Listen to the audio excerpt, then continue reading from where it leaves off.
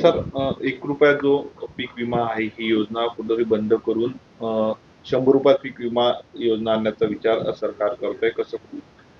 हे बघा, पीक विमा योजना ही यशस्वी झाली पाहिजे आणि योग्य त्या शेतकऱ्याला पीक विमा मिळाला पाहिजे. या संदर्भातले फायदे तोटे, चांगले वाईट अनुभव हे सरकारच्या पाठीशी आहेत.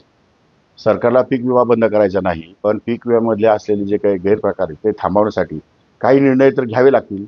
आणि काय निर्णय घ्यायचे या संदर्भात माननीय मुख्यमंत्री, माननीय दोन्ही उपमुख्यमंत्री यांच्याबरोबर बसून या ठिकाणी निर्णय होईल. परंतु पीक विमा हा बंद होणार नाही. शेतकऱ्यांना तसा विचार केला तर तुम्ही मला साधा कसं सांगा, भिकारी सुद्धा 1 रुपया घेत नाही हो. आणि आम्ही 1 रुपयावर विमा देतो गव्हर्नमेंट, त्याचा गैरफायदा लोकांनी घेण्याचा प्रयत्न केला. आणि अशा प्रकारचे गैरप्रकार की बाकीच्या राज्याच्या लोकांनी ऑनलाईन अर्ज दाखल केले, त्यामुळे अर्ज खूप साचले, खूप फोफावले. आणि त्यातून असं वाटतं की आता हे पीक विमा योजना खूपच चांगली आहे की काय. पण प्रत्यक्षात चौकशी केल्यावरती आम्हाला कळलं की आम्ही 4 लाख अर्ज हे नामंजूर केलेले आहेत. म्हणजे सरकार त्याच्यामध्ये कुठेही अडचणीत आलेलं नाही. पण अशा पद्धतीचे लोक अर्ज भरतात. कुठेतरी 600 केंद्रावाले हे सगळे उद्योग करत असावेत असं माझा अंदाज आहे. त्याची चौकशी सुरू आहे, त्याच्यावर काही लोकांना कारवाई करायला सांगितलेली आहे.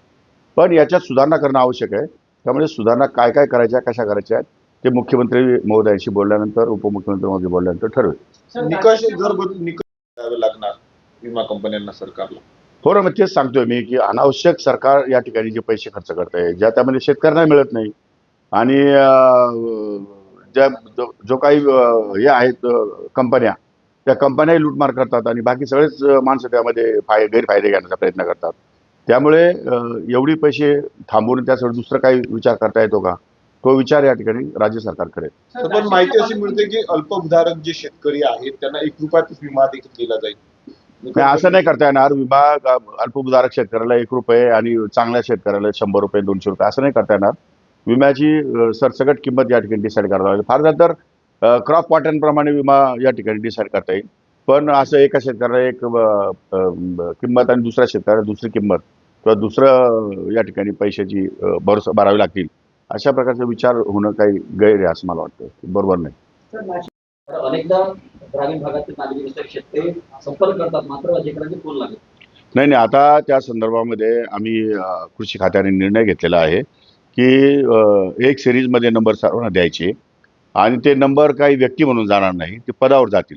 म्हणजे कृषी सहाय्यक पद आहे, तालुका कृषी अधिकारी आहे, इन्स्पेक्टर आहे, जिल्हा कृषी अधिकारी आहे, सचिव आहे, अगदी मंत्री महोदयापासून तर खालच्या शेवटच्या अधिकाऱ्यापर्यंत नंबरिंग या ठिकाणी दिलं जाईल आणि त्या पदानुसार नंबर दिलं जाईल.